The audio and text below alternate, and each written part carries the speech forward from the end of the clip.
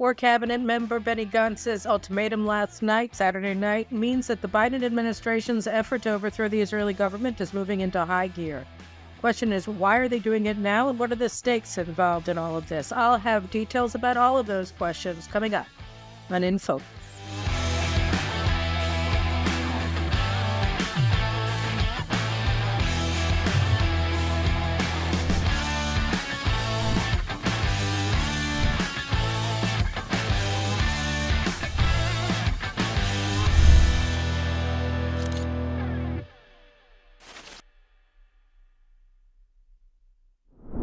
So just 3 days after Defense Minister Yoav Gallant gave his ultimatum to Prime Minister Netanyahu, agreed that the Palestinian Authority will take over Gaza or all is lost, and so aligned his position with that of the Biden administration.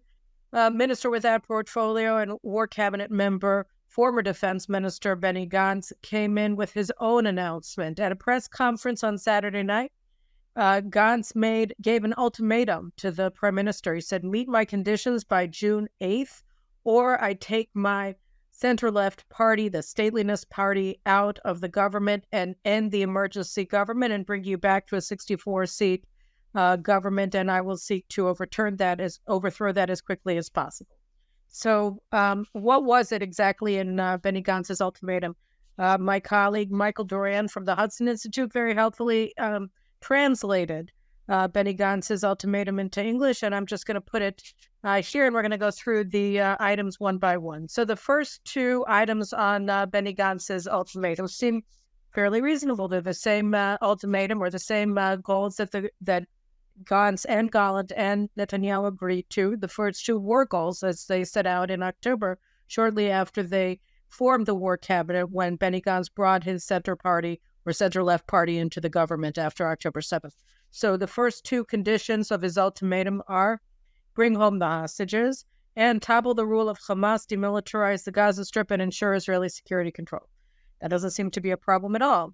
Number 3 is a big problem, and number 5 is a big problem, and number 4 is sort of an impossibility in light of 3 and 5. So let's just first of all go to number 4. Number 4 is return the Israeli residents of the north to their homes by September 1 and revitalize life in the Western Negev.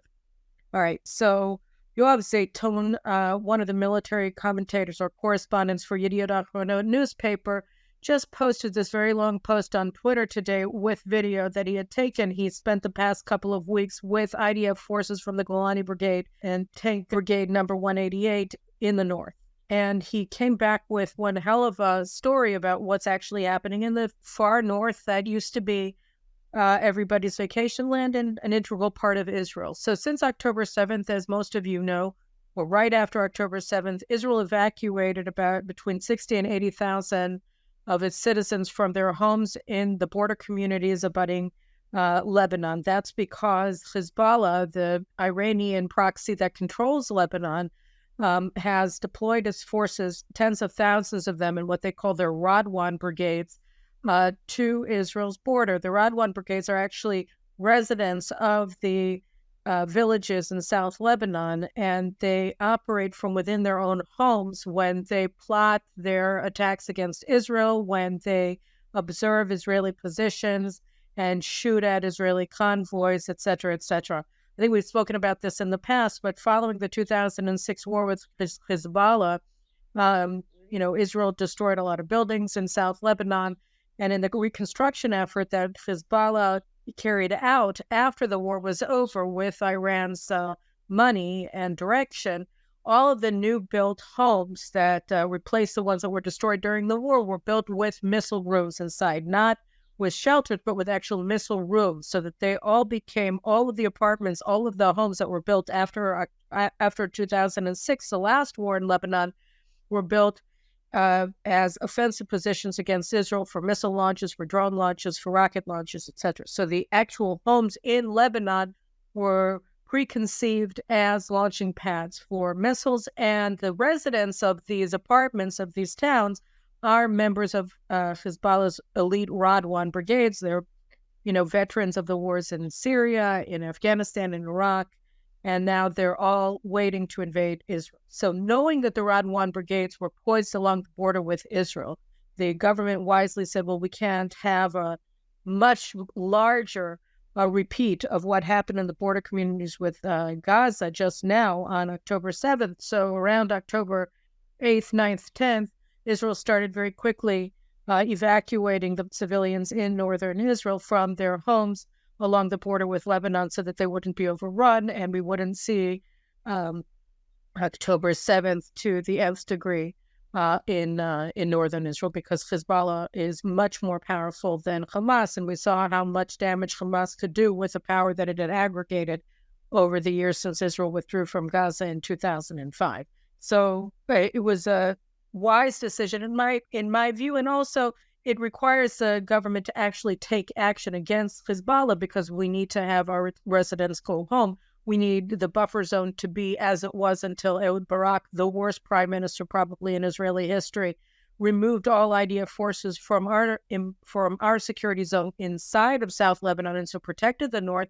He removed everybody, said we can play Chicken Little. That's our new strategy. We're going to build a big fence and everything will be okay. It totally failed immediately, but that's another story for another day. So we removed our forces from our border zone, from our buffer zone inside of South Lebanon on May 31st, 2000. And now in May 2024, we have built the Hezbollah basically has a security zone inside of Israel where all of the civilians are no longer able to live in their homes. And Hezbollah has been picking out, destroying both strategic targets belonging to the Air Force and other forces in Israel with their anti-tank rockets that move so quickly and at such a low trajectory that you get no prior warning before they explode, and we have no ability to intercept them. So they've been attacking strategic Air Force air control balloons and other things for the past many months, and it's really, really apparently caused damage. And they're also destroying civilian homes one by one, and they threaten all the military convoys and civilians who are trying to drive along the border region in areas like Kiryat Shmona and all the kibbutzim and other areas in the north, and even going down to the Western Galilee and, of course, the Golan Heights. So the whole area, which is the most beautiful, in my opinion, area of Israel, is now not only depopulated, but it's also very dangerous for IDF forces. Zaytun's report from northern Israel showed that Israel had basically transformed this its primary tourist area, for at least for Israelis, into just a line of fortifications, not only along the border, but also further back in anticipation of an invasion from Lebanon. So rather than being in an offensive posture, we're in a defensive posture, which obviously is untenable in the long term, but that's where we are today. And why are we in that position today? Because the Biden administration is imposing arms embargoes on Israel and isolating Israel in the international community, so that if we're forced to carry out a ground invasion of Lebanon, which I think everybody assumes we will be because there's no other way around it unless we totally capitulate to Hezbollah,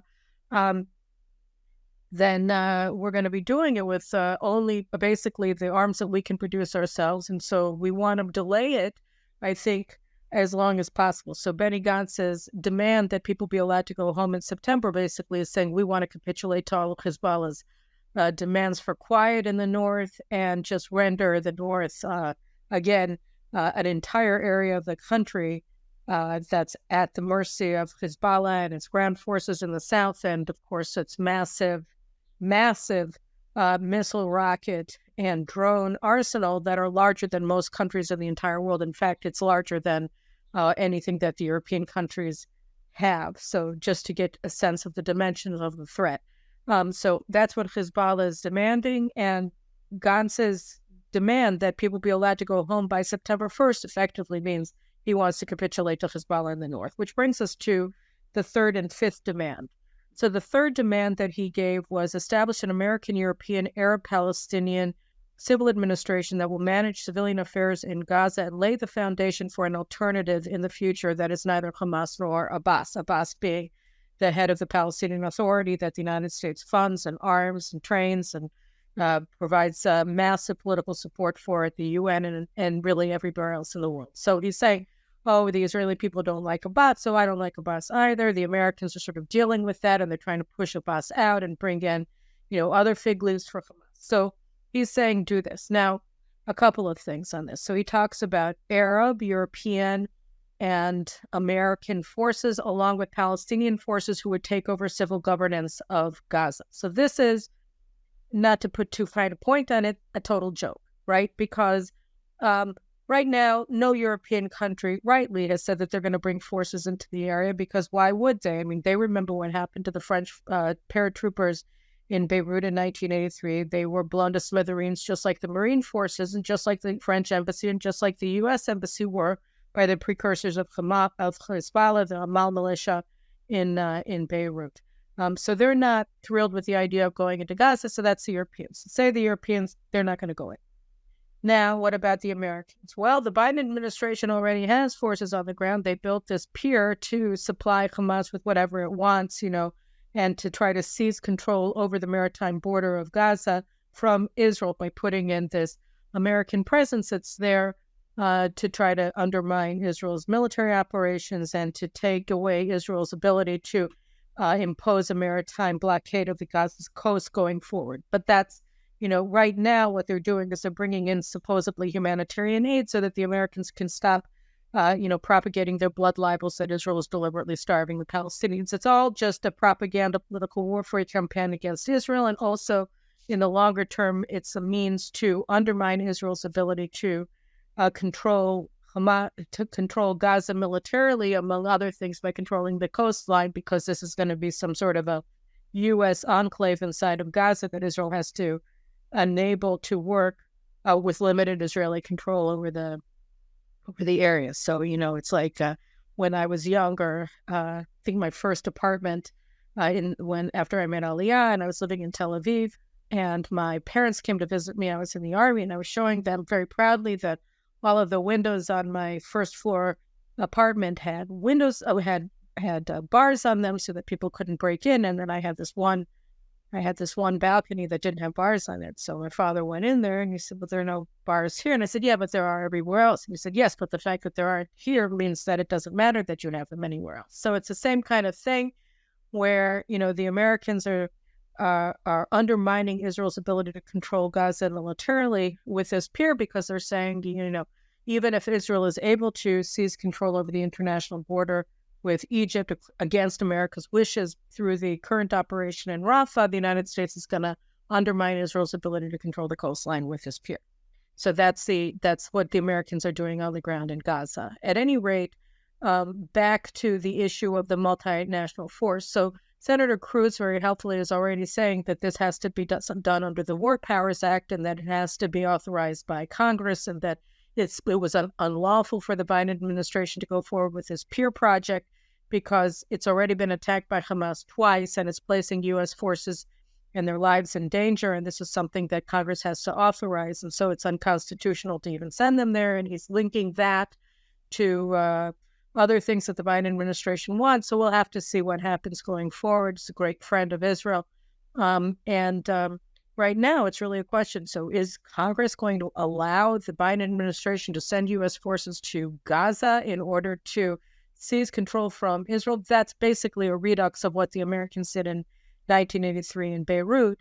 I've written about this in the past, and I'll try to link some of my old articles to this post so that you can see it. But basically, the idea in Beirut in 1983 was that the United States thought that they could come in and replace and force Israel out of Beirut, and then sort of somehow or another be peacekeeping forces inside of Beirut, because all of the warring factions in the Lebanese war in the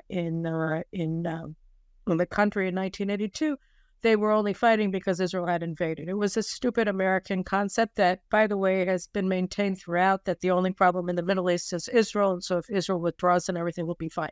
That was the American concept in Beirut, and what actually happened, as inevitably always happens, is that the United States came in, the IDF left the city of Beirut, and all of the forces that were supporting Israel, the South Lebanese militias, some of the Druze, they all thought that the Americans were on their side, and all of the forces, the Syrian forces, the PLO forces, the Shiite forces directed by Iran, that were Amal, the precursor of Hezbollah, they were all treating the United States forces, the Marines, as Israelis, and they were getting attacked and they were getting ambushed until they blew up the American embassy, and then later the Marine barracks in the largest terror attack the United States suffered in its history until 9/11.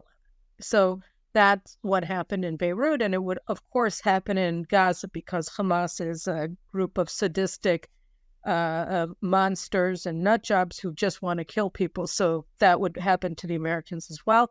And so I can't really see an easy authorization of such an operation by Congress. But so that means no Europeans, no Americans. What are we left with? We're left with the Arabs.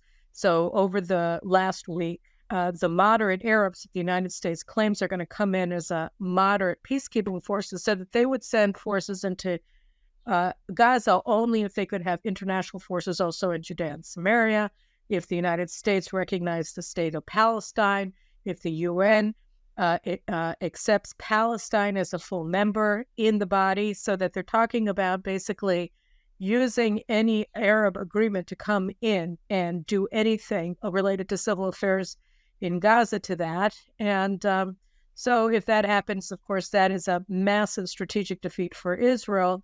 And if the United States went along with it, I don't know how any Israeli government would respond, but it would be a disaster for Israel, which leaves the Palestinians. The Palestinians are interesting. And then, a lot of experts say that the Arabs will come in anyway because nobody wants to be in the crosshairs of Hamas. So then that leaves the Palestinians. So the United States has this idea, I think I spoke about it in the last show, that they're going to give a hechsher, they're going to, kasher the Hamas's external leadership that's living in Qatar. And to that end, they've been putting out all of these statements. My friend Lee Smith wrote about a very important article in Tablet magazine last week, where, basically what they're saying is we're going to send Yahya Sinwar, the mastermind on October 7th, the commander of Hamas on the ground in Gaza. We're going to sacrifice him. We're going to help Israel find him. But in exchange, but at the same time, we're legitimizing all of the Hamas terrorists living in Qatar. And we're going to say, and so American officials are putting out to the media in the United States, look, Yahya Sinwar is really bad, but Ismail Haniyeh and Abu Marzouk and all of these other mass murderers who are yucking it up in Qatar, they're really moderate, and they never would have authorized October 7th. It's too destabilizing. They just want to live well, and they want economic development in Gaza. This is all complete and utter crap, but it doesn't matter. That's what the Americans are saying. Why are they saying it? Because in order to bring in the Palestinian Authority, which the United States likes as a fig leaf that likes to pretend that it's an ostensible peace partner to Israel or moderate or whatever, the only way they can do that is if Hamas is part of the PA. So Hamas, the only way that they might allow for the Palestinian Authority to come in and be their fig leaf in Gaza is if they are part of the PA. So they actually control it. So the United States' idea of a revitalized Palestinian Authority is that it's going to be governed by a bunch of technocrats who get appointed by who? By the members of the PLO. Hamas, all of the moderates living in Qatar, are going to join the PLO, which is sort of the mother organization of the Palestinian Authority, and they're going to become component parts of the PLO, the Palestine Liberation Organization. It's the architect of modern terrorism. And they're going to join the PLO, and then from the PLO, they're going to appoint the members of the technocratic government that's going to rule Gaza. And apropos the U.S. expectation and the Arabs' demand, they're going to also they're going to form the basis of the leadership of Palestine that's going to be recognized by the UN and by the Biden administration before November. So the whole idea of bringing in the Palestinians is to form a Palestinian state in Judea and Samaria in Gaza with tentacles reaching into Jerusalem, with Israel's sovereignty over its capital city unraveling before our very eyes, and it's going to be controlled by Hamas. And this is the model that the United States has embraced in Lebanon, because in Lebanon, you have Hezbollah, which has its representatives in the Lebanese government, in the Lebanese parliament. They control the government, they control the parliament, they control the military, and the United States pretends that it doesn't, and that all of these bodies are actually legitimate state institutions that Hezbollah doesn't control. But Hezbollah appoints the government. You can't appoint the government without Hezbollah's approval, which means that the government operates at Hezbollah's pleasure. The army is the same way. So exactly the situation in Lebanon, where the United States is constantly denying that Hezbollah controls the entire country and uses it as just a forward operating base in this war against Israel. So the United States wants to pretend away the fact that Hamas will win this war, that it's in charge of Gaza under a fig leaf of Palestinian Authority, which just as Hezbollah controls the government of Lebanon, so Hamas will control the revitalized Palestinian Authority. It will be extended from Gaza into Jenin and Samaria, and that will form a sort of the nucleus for massive international pressure led by the Biden administration for Israel to capitulate in Judea and Samaria, and of course it already had in Gaza. So Benny Gantz's demand here for establishing an American, European, Arab, Palestinian civil administration that will manage civilian affairs in the Gaza Strip and to lay the foundation for an alternative in the future that is neither Hamas nor Abbas is just Hamas. That's all it is. This means total Israeli capitulation to the Americans' war aims, which of course are aligned with Hamas's war aims. So that's a disaster. And then 5 that we were talking about that's related to 3 is promote normalization with Saudi Arabia as part of a comprehensive move that will create an alliance with the free world and the Arab world against Iran. So this is also a problem because Gantz afterwards clarified that the Saudis have said that they demand that in exchange for normalization that Israel announce its support for the establishment of a Palestinian state. So intrinsic or inherent in this demand by Gantz is a demand that Israel accept Palestinian statehood. So after the Prime Minister's office rebutted his ultimatum and pointed out that that's what he's gunning for, Gantz denied it and said there's no real Saudi demand for Israel to recognize a Palestinian state. So this is not true. This is completely untrue, in fact. And what was notable here was that the State Department's mouthpiece, which is Israeli reporter Barak Ravid, who works for Axios website, he tweeted out almost immediately after Gantz sent out his clarification following the Prime Minister's office's rebuttal of his statement. Barak Ravid sent out this tweet, which was funny because it said, this is a lie. Like the Saudi Arabians, they made their demand explicit that the Prime Minister of Israel must both orally and in writing support the establishment of a Palestinian state. And not only does he have to do that, it's not just a declarative thing. The Prime Minister has to link his support, again, that he expresses both formally in writing and orally, to a timeline. When is the state going to be established? So the Saudis are absolutely clear that normalization with Saudi Arabia means the establishment of a Palestinian state, or at a minimum, Israel's acceptance of the establishment of a Palestinian state. And given the enthusiasm and the urgency with which the Biden administration views the accomplishment of this goal, it's really just a UN admission of a state called Palestine as a full member, and American Biden administration recognition of the state of Palestine, opening up a Palestinian embassy in Washington, opening up an American embassy in Palestine, wherever that is. So that's what the Americans want to do as quickly as possible. And then let me just turn this off. I keep thinking that I'm doing it without looking at my phone, and it never works. So let me just do it now. If I can. Here we go. All right, I'm done. Anyway, so the Saudi normalization thing is just a way, again, to capitulate to the American demand that Israel accepts a Palestinian state. Now, it's true that the Biden administration was really keen to get this normalization deal so that they can, be in line for a Nobel Prize or just an awesome signing ceremony before November 7th, before the elections. And the problem here is twofold. One is that the Saudis wanted a treaty. They want it to be ratified. And right now they're playing ball with the administration and screwing Israel because they believe that they're going to get ratification in the Senate of a normalization deal if they have, of a military pact with the United States.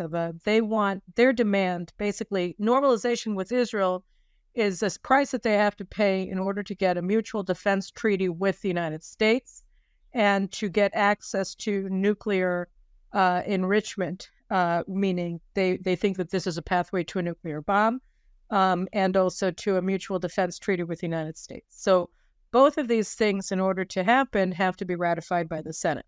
And the Saudis are under the impression that, if this is a Biden treaty, then all of the Democrats will vote for it, and you'll be able to get enough Republicans on board for the deal to get it passed through, ratified in the Senate. You have 50 Democrats, you need 66 to pass, you need 2/3 majority. So the Americans have led the Saudis to believe that they'll have 16 Republicans voting for this. Now, if this deal is coming at the expense of capitulation of Israel to American demands, I don't know that that's likely, but let's just put that aside. At any rate, that's what the fifth demand in his ultimatum is about. And finally, as the sixth one, adopt a general outline regarding reform of the military draft that will result in all Israelis serving the state and contributing to the national effort. That's just, whatever, to make himself look good politically, but and other things that I don't want to get into, but that's just nothing. So, the real question. So the ultimatum was that if Netanyahu doesn't accept all of these terms, which are just capitulation and Palestinian statehood, continued Hamas control over Gaza, etc., and capitulation, as I pointed out, to Hezbollah in the north, then Gantz says that he's going to leave the government and he's going to work to oust the government from power in a no-confidence vote. And he wants to have a unity government after that. So either go to elections or have what we've talked about in the past, which is this constructive no confidence, where he'll get 61 members of Knesset to vote no confidence in Netanyahu, and also at the same time say that they support him taking over and being the new prime minister of Israel. So until recently, I thought that was a possibility, except then last night, Saturday night, Israel Beitenu party leader, Yvette Lieberman, who's the wild card of Israeli politics. He's on the left, but he's on the right, but he toppled Netanyahu and he went with the left. He was a member of the Bennett-Lapid coalition with the Muslim Brotherhood. So he's like one of these guys who is a weather vane and of public opinion on the one hand, and on the other hand, of self-interest. You can always depend on him to do what's best for Yvette. So Lieberman said last night on Israel's version of Meet the Press that he will not join a government that is supported, that has the Muslim Brotherhood involved with it. So the Muslim Brotherhood Party, Brown, if they're in, then Lieberman will not be a member of government, which means that the constructive no confidence vote can't happen. That is, Gantz can't form an alternative government with, say, 5 defectors from Likud and Lieberman, and it's possible that others, breakaway right-wingers like Gideon Sa'ar and his party, won't join such a capitulationist government. So it doesn't seem that he would have it. So what would be the point of leaving the government? So that's one thing. And then the question is, well, if he doesn't have an alternative government set up by June 8th, then would he get 5 defectors from Likud to have a no-confidence vote? You would probably need more than that so that they could run as a separate list from Likud, because they wouldn't get reelected in Likud. So it would be hard to see them. I mean, they have Gallant for sure, and probably Yuli Edelstein, another Likud MK who hates Netanyahu. But finding another 3 would be more difficult now that Lieberman said that he just wants to go to new elections. So maybe, probably not. But say they are able to oust Netanyahu from power, and let's just say they do, and say that they don't. So if they do, and this brings us, first of all, to the question of June 8th. Why did he set this 3 weeks deadline for Netanyahu? So if the government falls on June 8th, then a couple of things happen. One is the war ends and we lose. And another thing that happens, but it's over, and the Biden administration just wants the war over. They want the war over, and I'll get to the last part of this dialogue. They want Iran essentially to win, and they want to do it as quickly as possible. So from their perspective, ousting Netanyahu from power, bringing down his government is critical because that'll end the war, and then they can get the end of the war on Iran's terms, and that will just make them very happy. So that's one thing.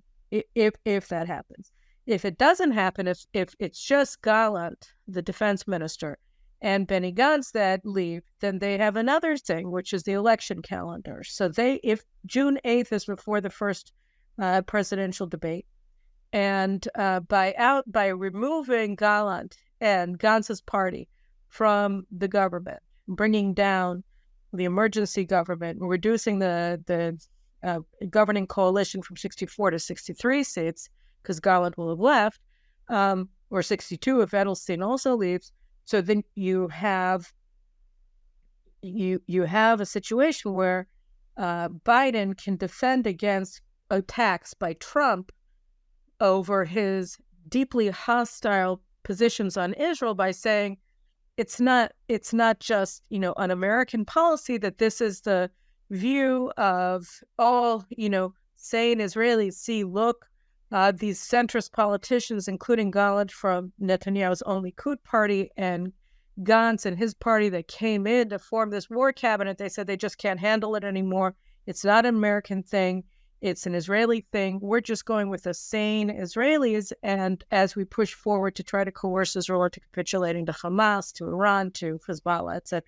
So that's very key. It's an election calendar concept. And the other thing is that at the same time, all of the anarchists in Israel on the left who have been running this color revolution against Netanyahu, for lack of a better term, to oust his government from power, to set Israel on fire, so long as they continue to govern, that started 10 months before the Hamas invasion on October 7th, they are now renewing their color revolution in Israel. So their statements by leaders of this anarchist movement have been that they're going to start bringing the country to a standstill on May 20th. They've already started today. They're having these convoys of cars driving as slow as the law permits along all of the highways to block normal life from taking place in Israel. Their goal is to place massive pressure on members of Knesset from the coalition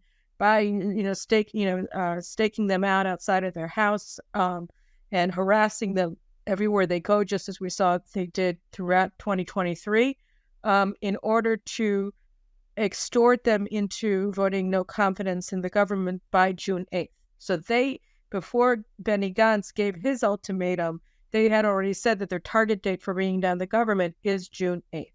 So the other thing about June 8th is that if you do get a no confidence vote passed in the government by June 8th, then you will have Israeli elections a month before the American elections. And then they're hoping that they get a left-wing government installed, 3 months after we've capitulated to Hamas because of the no confidence vote, before the U.S. elections. And then even if Biden loses and Trump will come in and you'll have this quisling Israeli government, and he's not going to be able to trade horses with them because they're going to be completely beholden to the defeated but on fire Democratic Party in the United States. So that's the basic concept that we're facing here.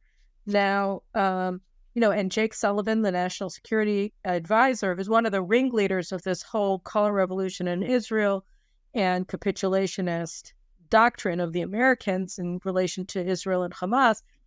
He's coming to Israel today, the 19th of May, in order to try to push Gallant and Gantz to leave the government and to undermine the operation that's being carried out now in Rafah, to block it from achieving its goal, which is the cutoff of the international border area for Hamas and destroying Hamas's remaining conventional forces, the 4 battalions that are there, and finding more hostages. We found the bodies of 4 hostages, only one of whom we knew already was dead, Shani Luke, and the 3 others we had no confirmation of their death. We found them as well. So that's 4 that have already been found. We found 50 tunnels that traverse from Rafah into Egypt underground. So we're already at the beginning, still in the outskirts of Rafah, seeing the dimensions of the underground city that Hamas operated, or I should say superhighway of terrorist war material, terrorist personnel between Egypt and Gaza. So we're also seeing the dimensions of Egypt's hostility towards Israel, and really reaching the point where we're discovering, and I want to do a separate story on this just about Egypt, that Egypt, even more than Iran and Qatar, may well have been in recent years Hamas's most important state sponsor, because all of the weapons that Hamas had, the rockets, the missiles, et cetera, and the RPGs and the Kalashnikov rifles and the hand grenades and everything else that they used on October 7th and since, all came in from Egypt, or they got the materials to build them themselves in Gaza through these subterranean tunnels that link Gaza to the Sinai Peninsula through the Rafah area. So Israel's already finding this out. God only knows what else we're going to discover as we go forward in Rafah. So Jake Sullivan wants to interrupt and end prematurely the operation in Rafah so that we don't discover everything that we have to find out about the nature of the war that we're fighting, both from the American side and the Egyptian side, and also so that we don't achieve our war goals of seizing the international border, destroying Hamas's remaining conventional forces, and finding more and more of the hostages that are being hidden in Rafah, either dead or alive, and of course Hamas's terror masters, many of whom are holed up in Rafah in these tunnels that we've already discovered. So this is why Jake Sullivan is coming, to push them to leave the government and to block the continued operation of IDF forces inside of the city of Rafah. Will he succeed? So, look, why don't we actually get to that in a second? Because one of the things that I said and I had alluded to is Iran. So what's going on with Iran? So the head of the International Atomic Energy Agency, a man named Rafael Grossi, was just in Iran last week. And he came back at the end of the week and he spoke to reporters. I think it was in London on June 14th, after he met with David Cameron, the British Foreign Secretary. So Rafael Grossi said we're getting no participation. The Iranians are not cooperating with us, with our inspectors. We haven't had any real inspections in Iran since 2022, so for 2 years. We assess there's all this loose talk, he referred to it as loose talk, by Iranian leaders saying that they may well just, build nuclear weapons, because why not at this point? And he said he's very alarmed by this loose talk, and that given the level of uranium enrichment that they've reached of 60% and moving towards 90%, that Iran looks like it's just 2 weeks away from nuclear weapons. I mean, I would argue that whatever, they probably already have them, but that's what he said. Now, why is this important? Because the IAEA's Board of Governors are supposed to meet, I think, either next week or the week after next. And there have already been in March, they met in their last meeting, where Grossi had basically the same report of Iranian noncompliance with IAEA limitations on their nuclear operations, the massive enrichment of uranium that placed them, a stone throw or a turn of the screw away from a nuclear arsenal, so that they are a threshold nuclear state. And at that time, the United States blocked a censure of Iran by the Board of Governors because they said that they wanted to avoid a larger conflict. And if they did this, then Iran would use it as a justification for testing a nuclear weapon, or announcing that they were developing nuclear weapons, or whatever it may be. So it was more like a way to kick the can down the alleyway for another 2 months. Now, again, they're coming to it. And according to one report that I read, the Europeans, again, just as it was the case in March, they wanted to censure Iran, and the Biden administration didn't.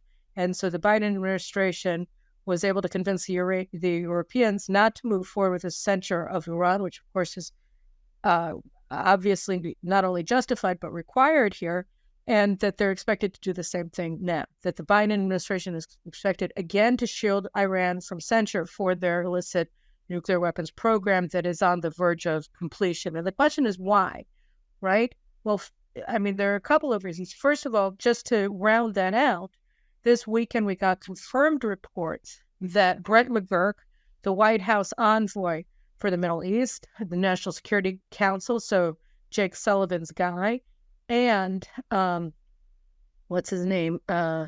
Abram Paley, who is acting U.S. envoy to Iran, who replaced Robert Malley, who's now under FBI investigation for, misuse of classified information. So Abram Paley and Brett McGurk went to Oman and carried out talks with Iranian officials and direct, who cares? So they met with them, and the idea was that, and what there was released there was that they wanted to try to chill things down here. But really what we know already from the long 3-year history of the Biden administration is that what they want to do is to cut a deal with Iran. They want to reach a compromise with Iran that will bring them closer to Iran because that's their ultimate goal. They want to screw Israel, right, and America's other allies in order to advance Obama's objective of realigning the United States towards the Muslim Brotherhood in Iran, that is Hamas in Iran, and away from Israel at the expense of Israel and the Sunni Arab states that we see what the United States has done to them.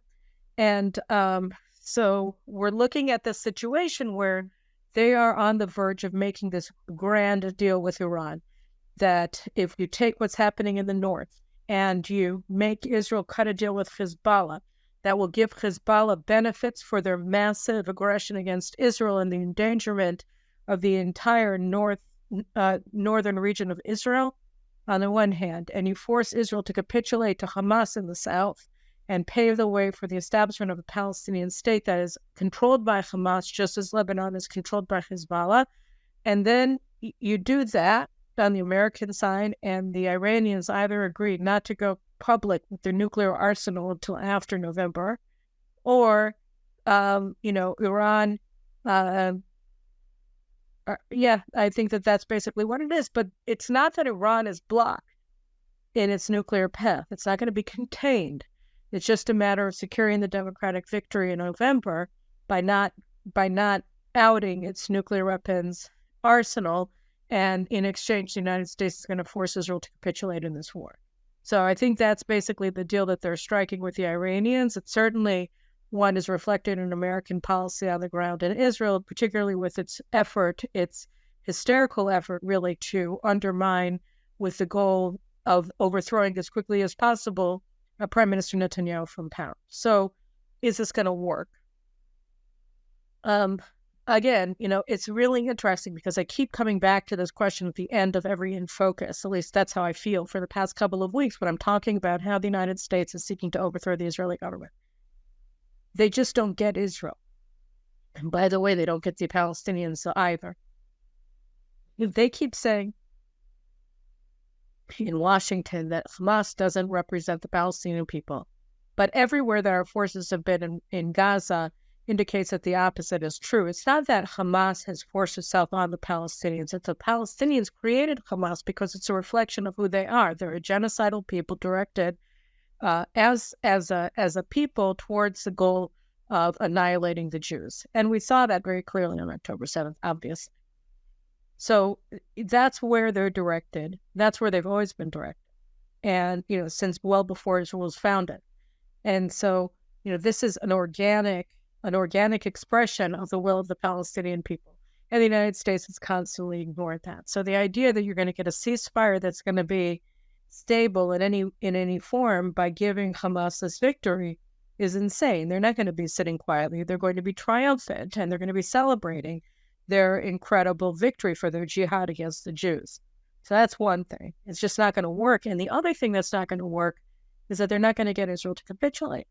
I mean, Benny Gantz, they had another poll this week in Channel 14 that showed that Benny Gantz is now, trailing Netanyahu by 9 points in public approval, and that his party is trailing Likud by 5 mandates in the Knesset, 25 to Likud to 20 for Gantz. And, if he leaves the government, then he loses his position as a centrist, because now he's just doing the Americans' bidding and he's advancing the policies of the radical left. And when you add to that the fact that Avigdor Lieberman and his party won't join Gantz-led party today, Gantz I mean, Lieberman thinks that he can come in as a spoiler and take whatever right-wing mandates may be sort of parked with Gantz because he's in the government, and they'll move to Lieberman because Lieberman wants victory and Gantz is preaching capitulation. So, like, because the Israeli people don't want to capitulate. You know, Amit Segal, the sort of top political commentator in Israel, he said last night following Gantz's press conference, he said, you know, it's very strange because Gantz, like the Americans, because it's really, I mean, again, I think that his whole speech was written by the Americans. I think everything that he says is either aligned with the Americans or written by the Americans, but whatever. He constantly refers to the government of Israel, particularly the two smaller, more ideological parties on the right, the Jewish Power Party led by Itamar Ben-Gvir and the Religious Zionism Party led by Bezalel Smotrich, as fringe parties. But they have more mandates than Benny Gantz does. And moreover, their positions are supported by a much larger percentage of the Israeli people than Gantz's positions, his capitulationist positions are.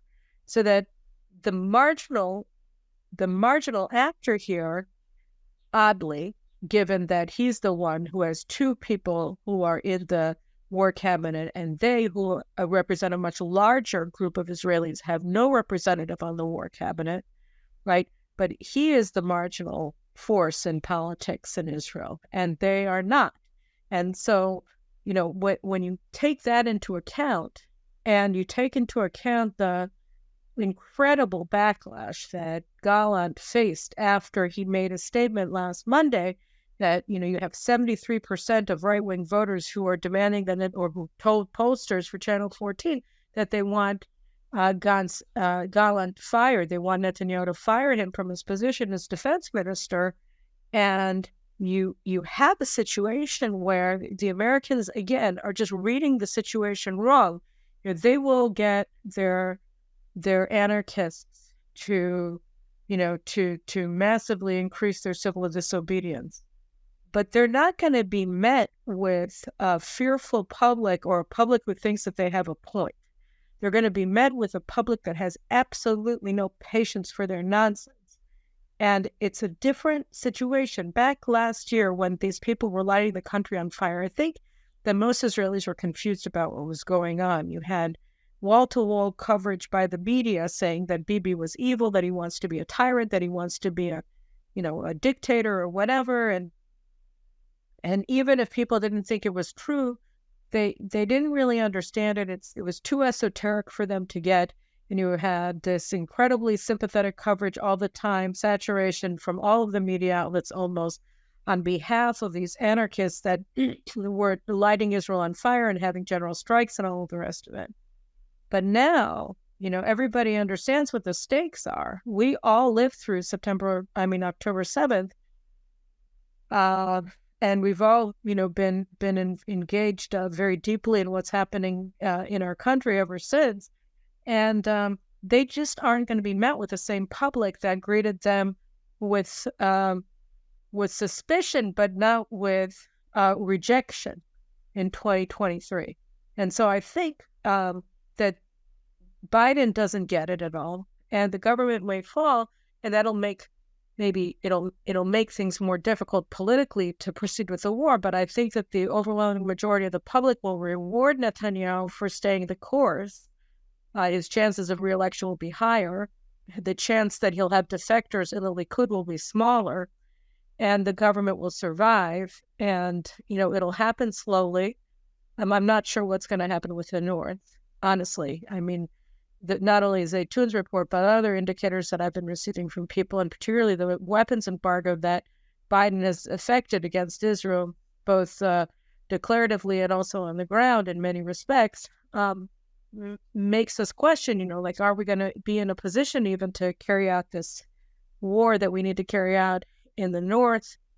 And we have to fight. We probably need many of the forces that are now in Gaza in the North in order to do it. So it's a very delicate thing that's going to take a long time to undertake. So I think that what we're looking at is a prolonged conflict of everybody, not everybody, but, you know, the vast majority of Israelis are praying that Trump gets elected in November, and that we'll have a very different policy emanating from Washington in January, and we want to have a leader in place in Israel under both circumstances that's either going to be able to stand up to American pressure or make the most of a friendly U.S. administration at this time. So I think that what we're going to see is the war being dragged out.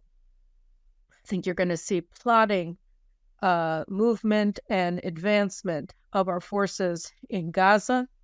It's going to be hard. You're going to see an increased movement of forces from Gaza to the north as we get ready to deal with Hezbollah in a more serious way. But, I'm not really sure. I mean, we have until January, we're going to have the administration in power at a minimum, no matter what happens in the election. That's a very long time from now. And that's 8 months. And a lot can happen in 8 months. Look at how much has happened in 7 months since October 7th. And, it's anybody's guess how things can go. But I don't think that Gallant's challenge that's now been joined by Gantz and Jake Sullivan's appearance here in Israel will overthrow the government. I don't think that that's going to happen. And I think that so long as the government is in power, no matter what else happens on the ground, Israel is going to stay the course. Whether more quickly or more slowly is an open question, but my money is on the more slowly, but that will proceed because we don't have any other choice. So those are my thoughts for now. I'm flying off to the United States tonight, and I'll see you from there. Take care. Bye-bye.